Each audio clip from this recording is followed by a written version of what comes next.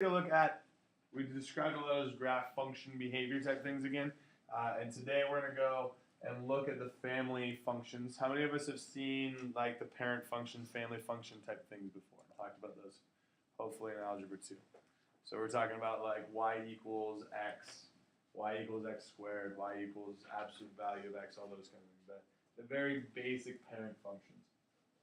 So there'll be 4 of them that we kind of look at today, and then we'll shift things around and describe. We'll kind of ignore y equals x because those are just the straight line functions. Hopefully we've seen those long enough, y equals mx plus b. And we won't really look at the cube root function today, but we'll briefly talk about it.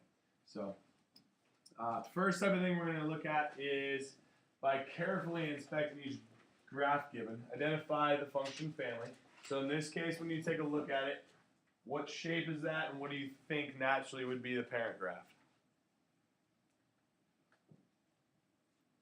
What would be the most basic version of this?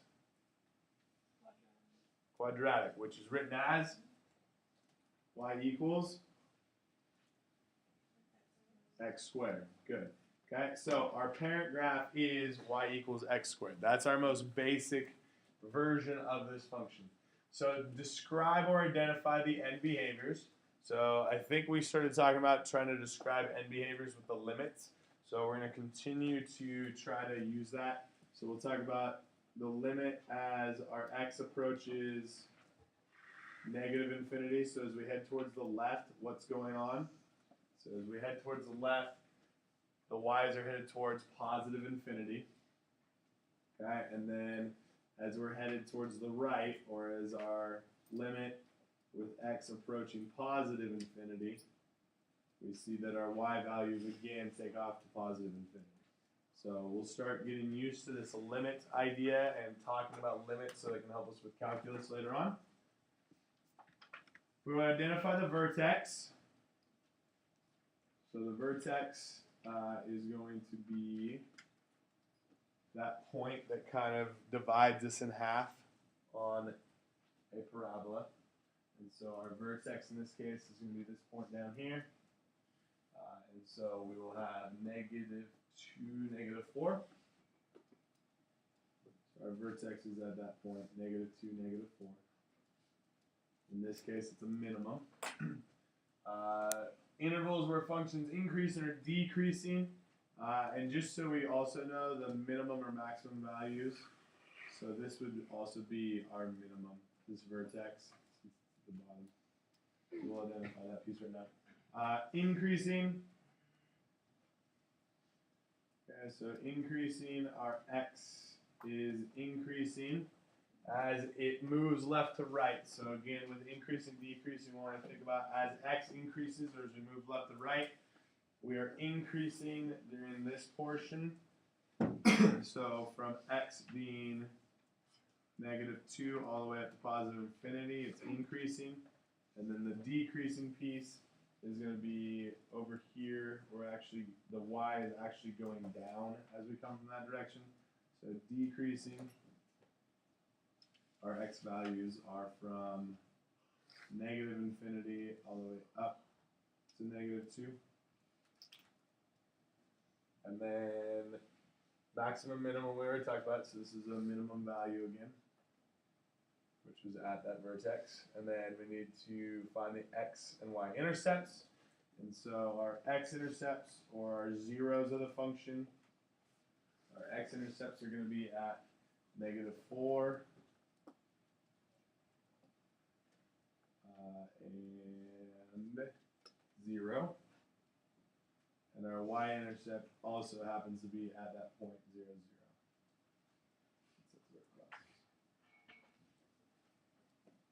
0. Okay. Determine the domain and range, and assume required features are integer values. So it just kind of helps us identify that all these are nice numbers. So if it looks like it, it is in this case. So our last piece is domain and range. So our domain is going to be for all of our x's. I can type in anything I want. Y equals x squared. All these functions have a piece. So this will be all real numbers. Or again, you could write it as negative infinity to positive infinity. And then our range is the y values. And our y values are everything above our vertex here. So the smallest we got is -4. And then that goes off into forever. So we got to positive infinity. So this is essentially what we're going to look for. We're going to do this with a bunch of different parent graphs. And so this is what it would look like if we were dealing with a quadratic type. Okay.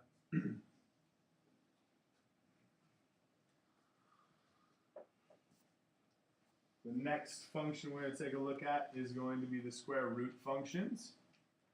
And so for each, we're going to identify the function family again, describe the identity of the end behaviors. The initial point is with the functions. We don't want to have, it has to pass that vertical line test. And so you're not going to have the bottom half of these square root functions. So we'll end up with an initial point instead of a vertex. Intervals where we're increasing, decreasing y, x-intercepts, determine domain and range, assume required features. So very similar to setup on this, but this one now, what is our most basic feature of this? What's our parent function? Y equals? What is it? Square root of x. Good. So in this case, this is our very basic. It's the inverse function of the quadratic, so it's basically that parabola tipped on its side. And then we chop off the bottom half because we want to keep it a function.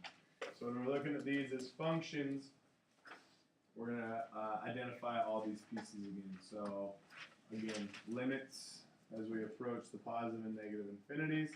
So as x, we really only have one end behavior in this one if we're looking at number 13 or 14 really. So as we're looking at this one, as x approaches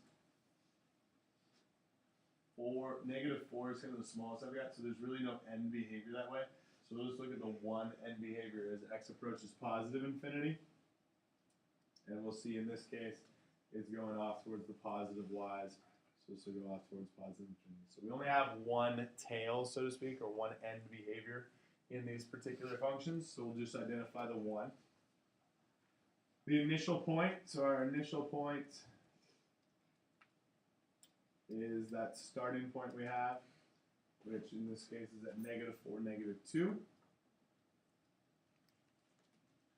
And then we've got increasing and decreasing, and so as we go left to right, we see that y is increasing the entire time. So it will be increasing when our x's are -4 all the way off to infinity. Okay, we're never really decreasing since we don't have that, nothing's going down. This is just our increasing piece from our initial point over. And then we have x and y intercepts. So our x-intercept is going to be at -3. -3, 0.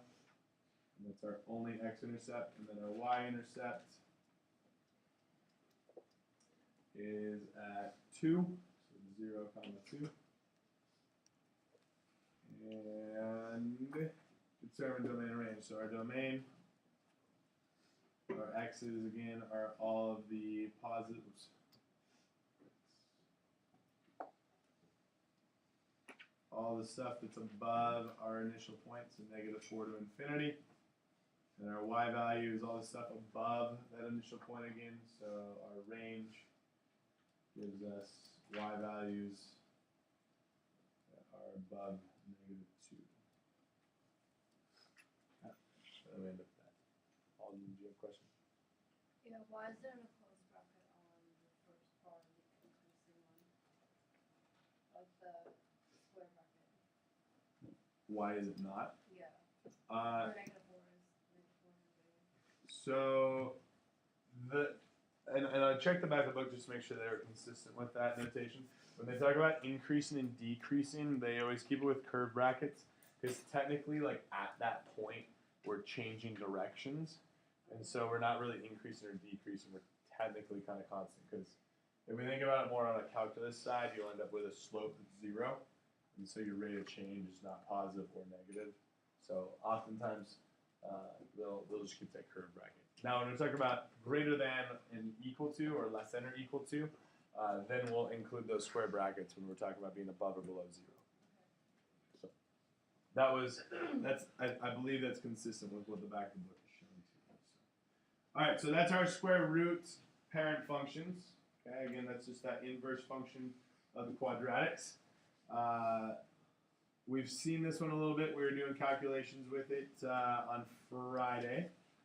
And so now we'll look at this thing graphically. We'll make sure that we're kind of on the same page. Same type of setup. So a lot of the stuff you're doing today is a lot of describing, a lot of those things. So for each given graph, identify the function family. This time, what are we looking at? Y equals absolute value of x. Good. Okay, so what we start to notice is when you see absolute values blended in there, like, oh, I bet you that's an absolute value. Or when you look at it, like hopefully visually we start to recognize a lot of these. If it's a parabola, you're like, oh, that's the x squared function. If it's a tipped over parabola and only half of it, you're like, oh, that's the square root function. Here, hopefully when you start to see v's, you're like, oh yeah, that v, that's that absolute value thing. Okay, and then we put in, it comes out positive. So at some point, I hit reflection and I go back up, so I turn into that v. Identify end behaviors. So again, here we're going to have positive. So we're going to do number 20, just so we can see negative end behaviors.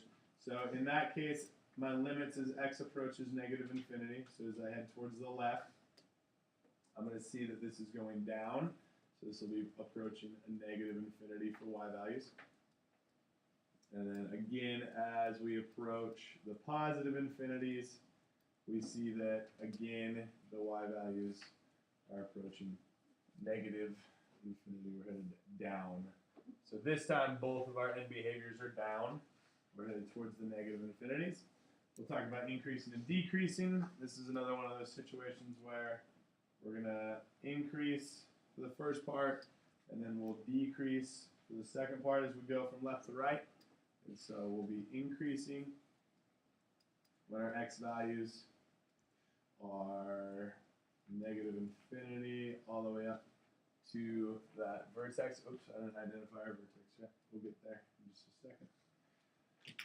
So negative infinity up to our maximum, which is x value of 2. We'll decrease from that point forwards. So we'll decrease from 2 to infinity. We'll identify our vertex, and it's a maximum, so this is the same point, vertex and it's a max, which is going to be at the point 2, 3.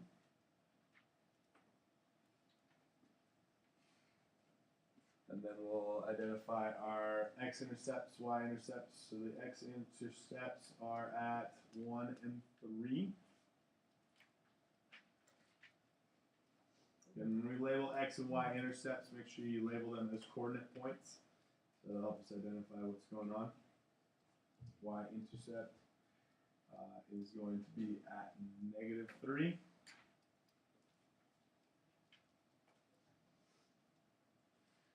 And then we have domain and range. So domain, again, with absolute values, we can pretty much put in anything we want. So x is a part of the all real numbers. And our range is our y values, so we can get out anything below our vertex. So our y values will be from negative infinity all the way up to that maximum, which our y value there was 3. And we'll include that endpoint because we can have 3. Okay. Questions on how to kind of describe all this stuff? Liam? For the decreasing, Mm-hmm. how come it's 2 to infinity? So as we're going left to right, and our x is increasing, we see that the y value is going to decrease in value. So from that point, when we're describing it as x's, so from x equals 2, our y values begin to decrease. So that's kind of how that works out. All right, so we've seen 3 of our parent functions we're going to look at today.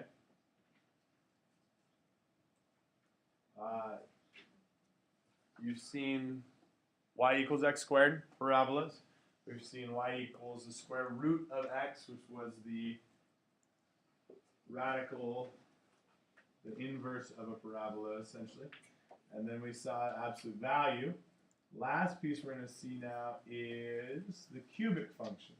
Okay, so when we take a look at this, or we look at the way it's written, what's going to be our parent function in this situation? Y equals x cubed, x. Okay, so this is that one that kind of has that S behavior to it. Again, we're going to describe these same things. So we're getting a lot of these descriptions and being able to identify how to talk in this interval notation. So our end behaviors, we'll talk about the limits again. So limits as x approaches negative infinity. Okay, and here we'll look at number 26. Okay, so as we approach negative infinity with our x's, y is approaching negative infinity. As x approaches positive infinity, so as we head this direction, we'll see that y is also headed towards the positive infinity. So we have end behaviors, left down, right up. Okay, again, in the back of the book, we'll probably describe these as left down, right up. But we're going to start thinking about these limits. And so we can talk about limits a little more on the calculus talk piece. Identify our x and y intercept. So in this case, there's only one x-intercept and only one y-intercept. With the cubic functions, we could actually have as many as 2 x-intercepts if we had this thing dipping a couple times. Okay, so our x-intercept is at the point of -1 for x, so we're at -1, 0. Y-intercept is at 1 as well, positive 1. 0, positive 1. Determine domain and range. So these ones we don't have to do quite as many things with the increase and decreasing piece. So domain here, we can put in anything we want for our domain. So x is part of all real numbers. And there's nothing that can't come out of it. So as we see the range goes top and bottom all the way through, we can see that our range is y is part of all the real numbers now too. So we have an unlimited domain and range for these cubic functions. Okay. So cubics are have a few less questions for you and identify all those pieces that are going on. Any questions on having a graph given to you and then being able to describe it?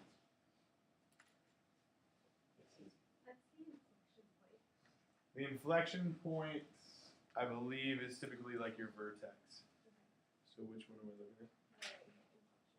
Oh, did I skip that? I skipped that one. Just kidding. Okay. So the inflection point is kind of like a vertex. It's where it flips around. So if we come back to that problem, sorry I missed that piece. Okay. So the inflection point is where this thing actually flips. So we're looking at that point right there. So that's where everything goes. And start the curve, I guess you can kind of talk about. The curve gets flexed. So the inflection point is kind of this piece where the symmetry happens on cubic functions. So the inflection point is going to be -1, 0. So in this case, it's actually at where one of our x-intercepts is. Okay. Thank you, Izzy.